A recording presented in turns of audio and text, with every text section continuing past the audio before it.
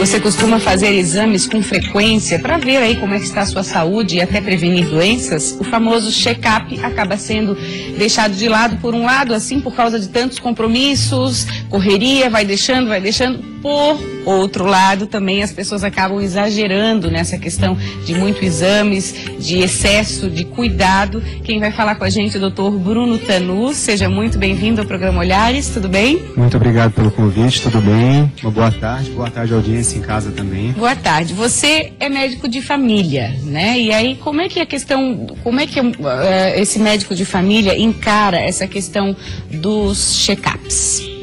O médico de família, ele vai encarar o check-up de uma maneira bem individualizada. Na medicina de família, a gente trabalha muito um conceito chamado medicina centrada na pessoa, que não é exclusivo da nossa especialidade, mas é um dos fortes da nossa especialidade, né? Então, o check-up, por exemplo, a gente individualiza bastante, de acordo com o perfil de cada indivíduo, de acordo com os sintomas que essa pessoa possa ou não estar apresentando, e de acordo também com o histórico dessa pessoa. Que Porque geralmente o médico de família conhece desde que nasceu, geralmente tratou dos pais, tem esse vínculo mais forte, né, doutor Bruno? Esse vínculo é um dos fortes da especialidade, de fato, e o médico de família, ele tenta também trazer um pouco para dentro da medicina tradicional alguns conceitos da psicologia lá na hora de tomar uma decisão melhor em favor da saúde do nosso paciente. Até questões que envolvem espiritualidade, por exemplo? Por exemplo, hoje, se nós procurarmos na internet, no Google mesmo, e jogarmos lá espiritualidade e saúde, nós vamos encontrar muitos artigos científicos, muito bem conduzidos, que mostram que existe uma relação positiva entre quem tem uma fé, e eu não estou fazendo apologia a nenhuma religião, Sim. Qualquer fé, e a saúde. As pessoas que têm fé têm melhor saúde, na média geral.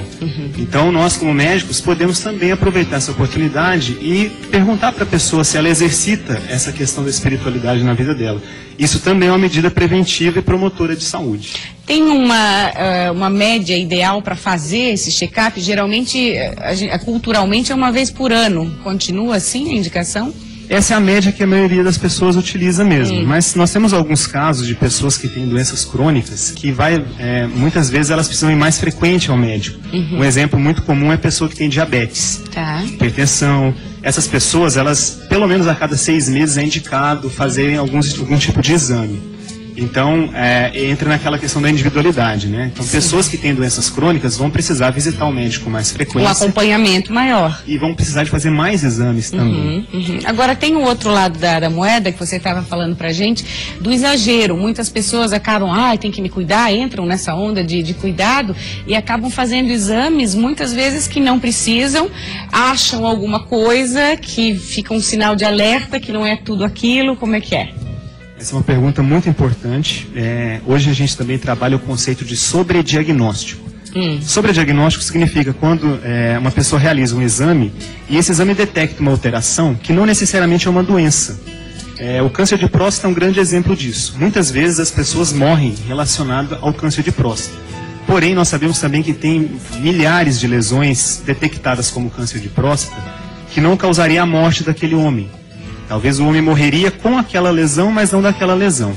Porém, uma vez que ela é diagnosticada num rastreamento desenfreado, esse homem pode ter que ser submetido a outros exames, por exemplo, uma biópsia da próstata, ou fazer uma cirurgia que pode deixar ele incontinente, ou mesmo impotente sexualmente.